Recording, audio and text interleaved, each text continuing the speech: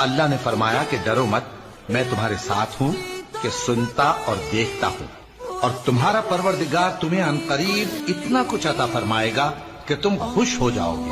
बेशक मुश्किल के साथ आसानी भी है, और तुम्हारा परवरदिगार भूलने वाला नहीं। तो तुम मुझे याद किया करो, मैं तुम्हें याद किया करूंगा, और मेरा एहसान मानते रहना और मेरी नाशुक्री ना करना।